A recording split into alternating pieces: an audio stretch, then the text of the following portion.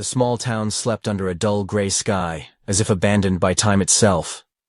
Old lanterns creaked, and the wind blew newspaper fragments across the cracked asphalt. Residents were reluctant to leave their warm homes, only occasionally penetrating the streets like shadows.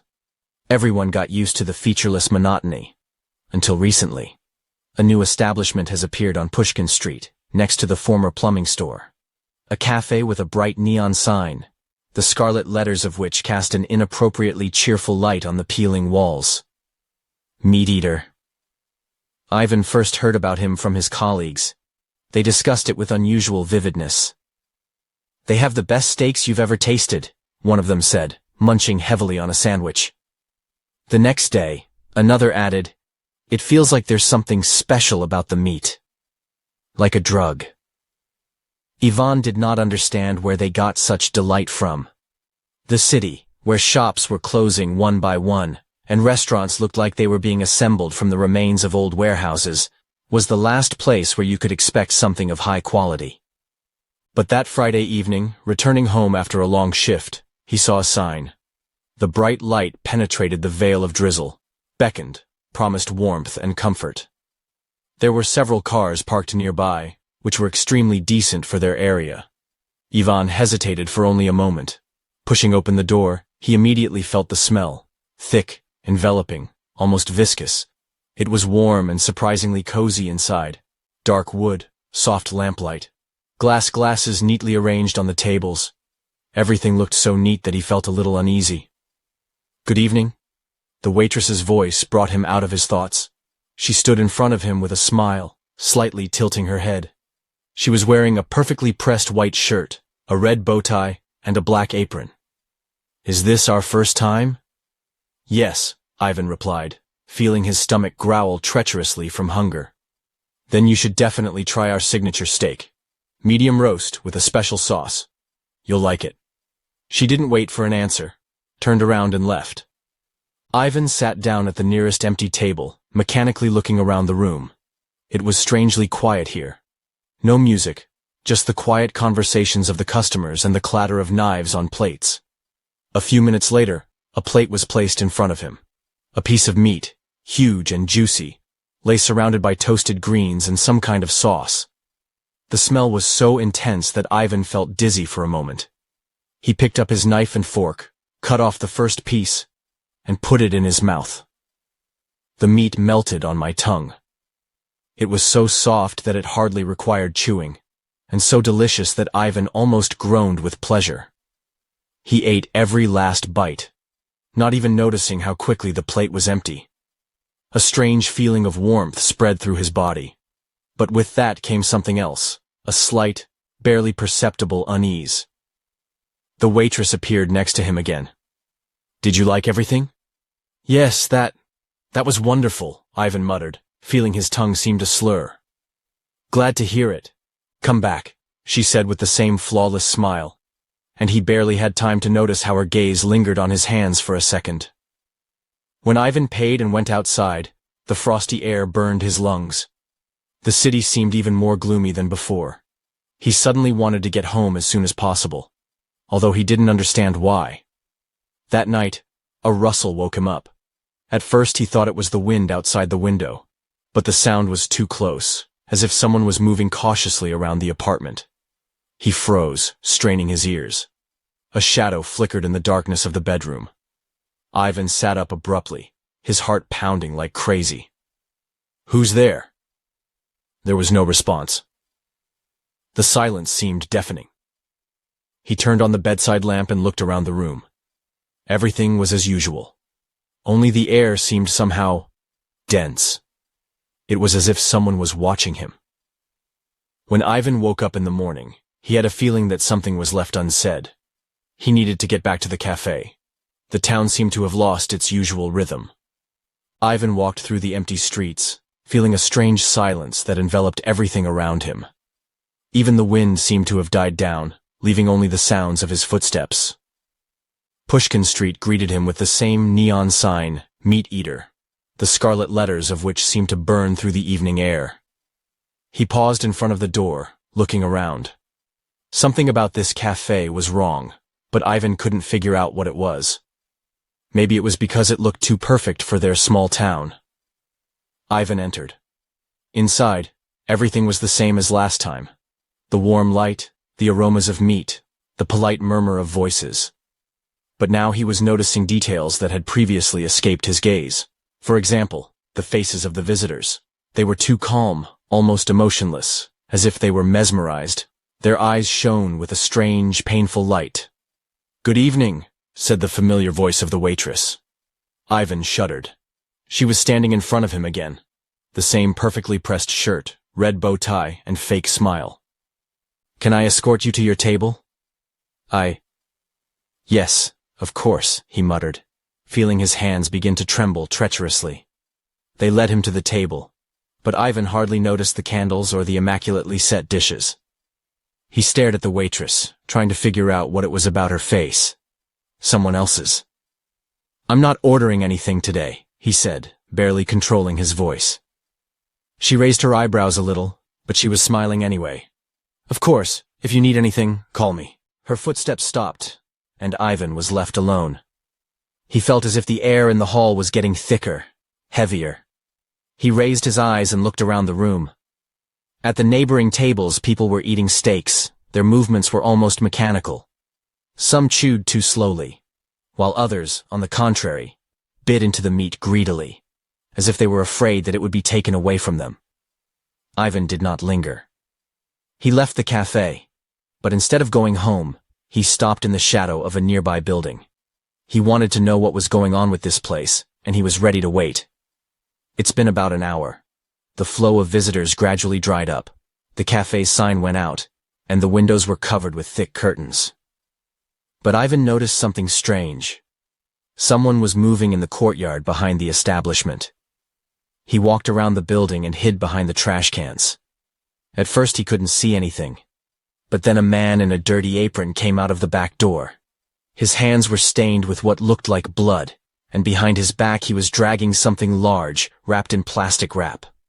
Ivan froze in disbelief. The man picked up the package and threw it into the back of the van. Then he looked around, as if checking to see if someone was following him.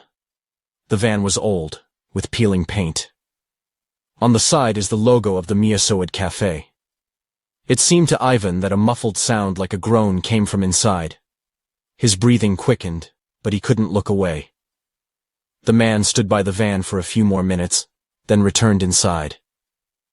Ivan waited until the courtyard was empty again.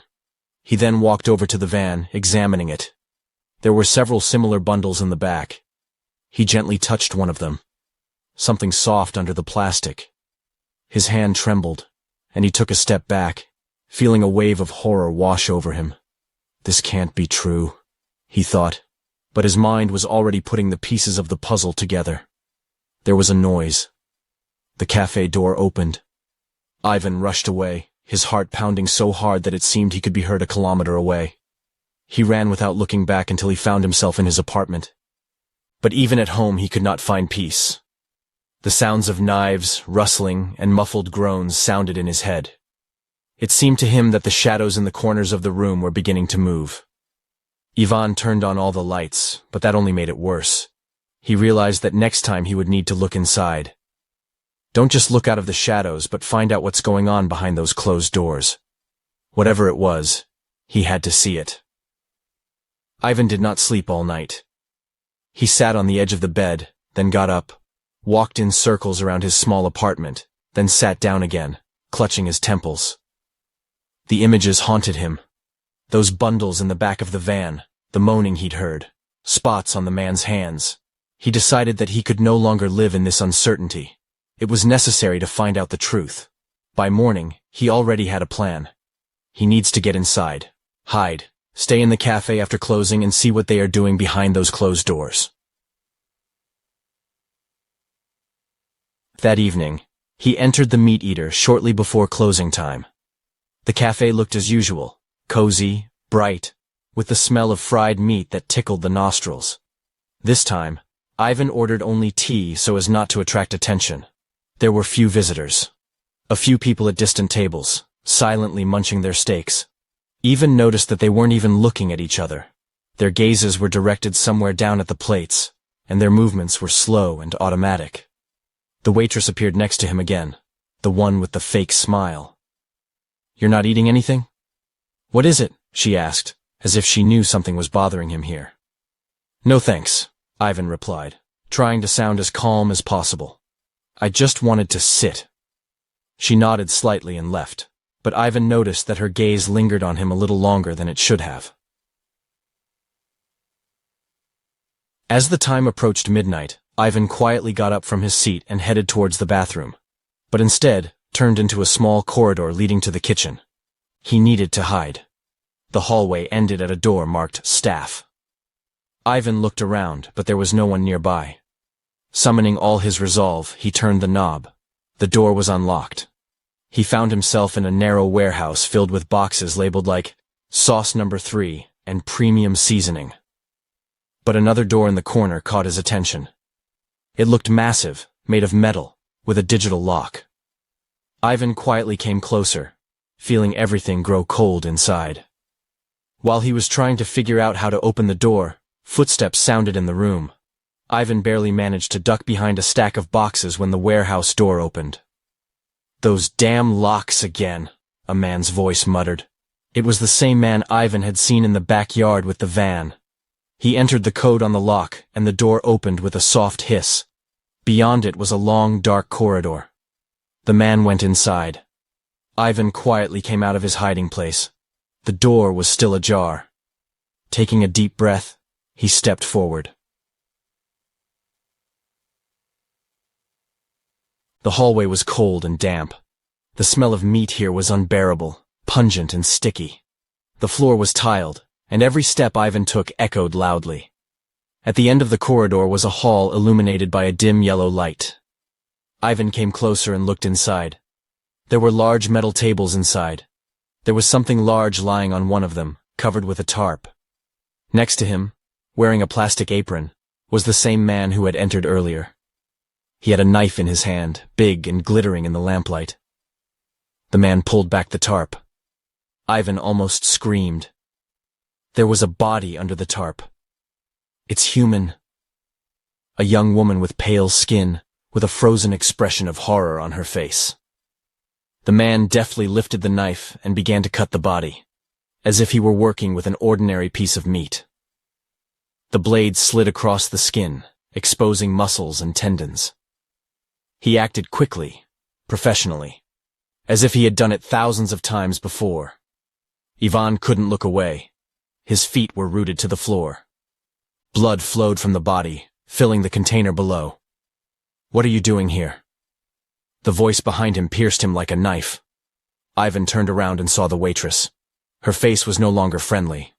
Her eyes looked at him coldly, without the slightest hint of emotion. "You shouldn't have come in here," she said, approaching slowly. Ivan tried to say something, but his throat was dry. There were footsteps from behind. It was a man with a knife. "Do you want to stay for dinner?" His voice was laced with sarcasm. Ivan realized that he had fallen into a trap. He had to run, but both exits were blocked. Ivan tried to take a step back, but he collided with a cold metal wall. The man with the knife came closer, his face expressing nothing but calm concentration.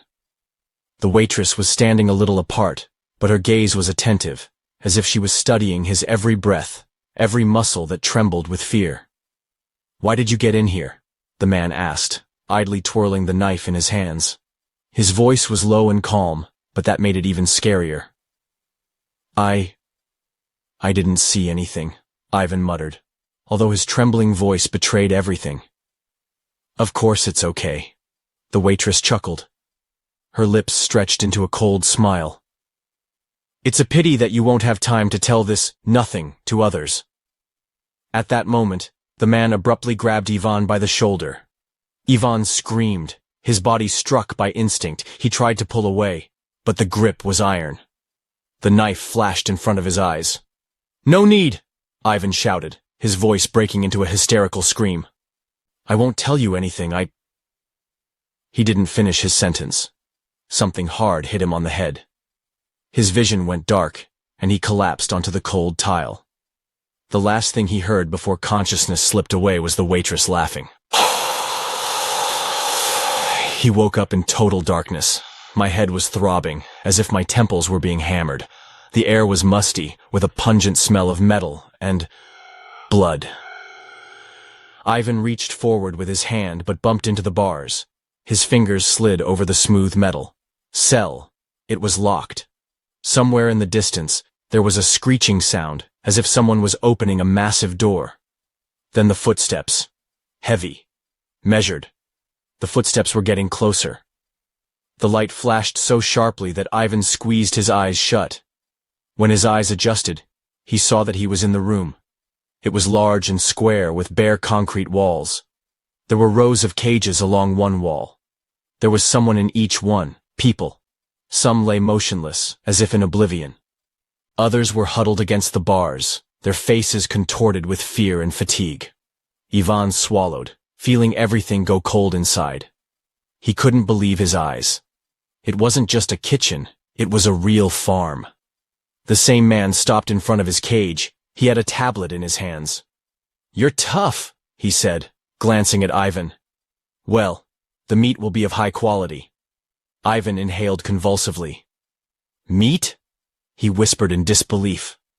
Are you going to—" The man laughed. It was an unpleasant, dry laugh. "What did you think? Someone has to feed this world.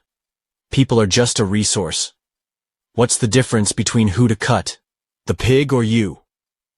Ivan felt his stomach clench in disgust. That's crazy. "Stop it," he shouted, grabbing the bars. "This is unnatural."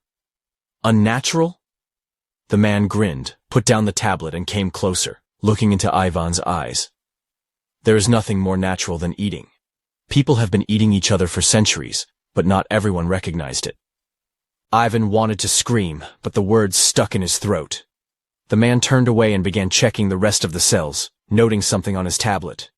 At this time, the waitress approached him. Her steps were light, almost noiseless. She looked at Ivan with the same indifferent interest, as if he were a product on the counter. "He'll go tomorrow morning," she said. "We need a fresh batch for lunch." "Tomorrow?" Ivan repeated, his voice trembling. "Yes," she replied without blinking. "You will be butchered, processed, and you will become part of the menu." With that, she turned around and left, leaving Ivan in a daze. His gaze fell on the wall opposite. There was a timetable. Cells, numbers, names. Next to one of the rooms was written in red letters. Cutting. 090. His number. Ivan gripped the bars of the cage so tightly that his fingers turned white. My mind was racing with thoughts. He had to get out, at any cost. Ivan fought with all his might. He shook the bars, kicked the lock, tried to loosen the metal fastenings, but the cage did not even shake. His fingers were bleeding, and his breathing had become ragged and convulsive. The screams of the neighbors in the cages subsided, then flared up with renewed vigor. Someone was begging for help, someone was sobbing, and someone was no longer making a sound, resigned to their fate.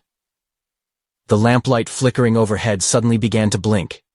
The door at the end of the room opened with a dull creak, and two people entered the hall.